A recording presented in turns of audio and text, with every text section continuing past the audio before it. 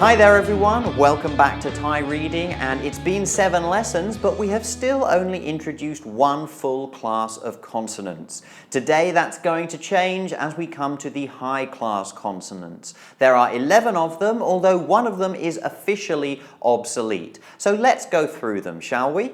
So the first high class consonant is ko kai, and kai means egg.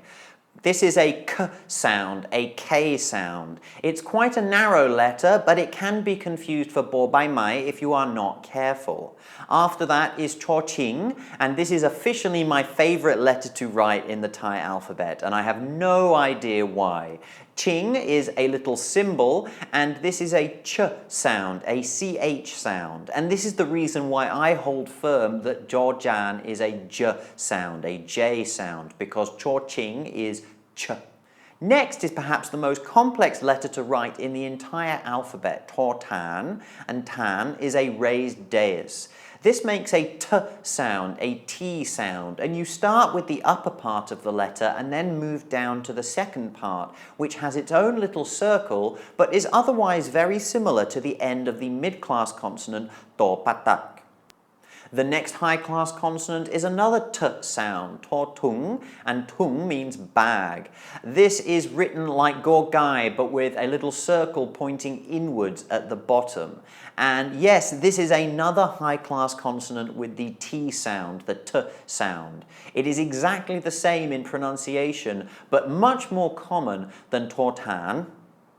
Next we have an odd couple, and the first of these is po pung, and pung means bee. This is a p sound, a p sound. It's shaped a little bit like the English W, but there's a circle at the start pointing inwards. It is joined by for fa, and fa means lid. This is almost exactly the same, but in the same way as bo bla, it goes up a little bit on the right-hand side of the letter, and this is the main difference. For fa is an F sound, a F sound. I always remember that these are high-class consonants by the fact that they keep their circles tucked inward. Spoiler alert, here are 2 low-class consonants we haven't seen yet. Guess what sounds they make? But notice how they have their circles hanging out? No class. Next up, we have 3, count them, 3 letters which all make the S sound, the S. We have so sala, and sala is a word that means pagoda or a little shelter. There is so rusi, which is a word for hermit, an old man who lives on his own. And then finally so sur, which means tiger, and I would say so sur is by far the most common of these high-class consonants with the S sound. Finally, we have ho heep, and heep means box. This is an H sound, a h sound. The only letter we haven't covered is the obsolete letter ko kuat, and kuat means bottle. Like I say, this is not used in the Thai language anymore, although you will still be able to find it on a modern computer keyboard with Thai letters. Let's just look at a few things you might be asking at this point. First of all, why do we need consonant classes? Well, they used to be even more important. The class of consonant would change other phonetic qualities of the word, but these days they have diluted just to where they affect the tones.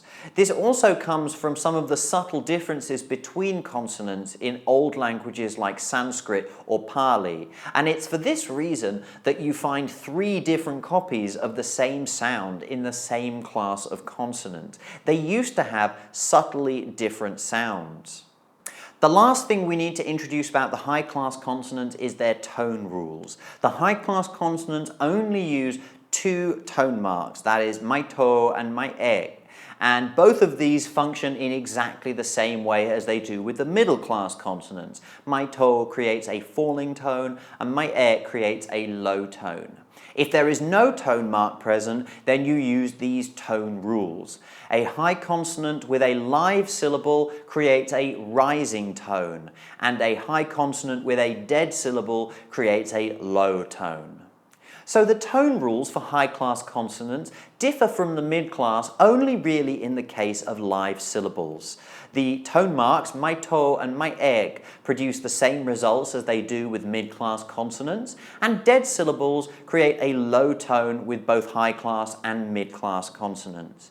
For live syllables, mid-class consonants create a mid-tone and high-class consonants create a rising tone, which you could think of as not high but finishing high. Be warned, the low-class consonants is where tone rules really get a little bit wacky. So we've brought in about half of the consonants now. The largest class is still to come, although we have got a bit of a head start on those. But in the next lesson, we're going to go back to the complex vowels and look at all the different diphthongs that you can make in the Thai alphabet. Bye for now.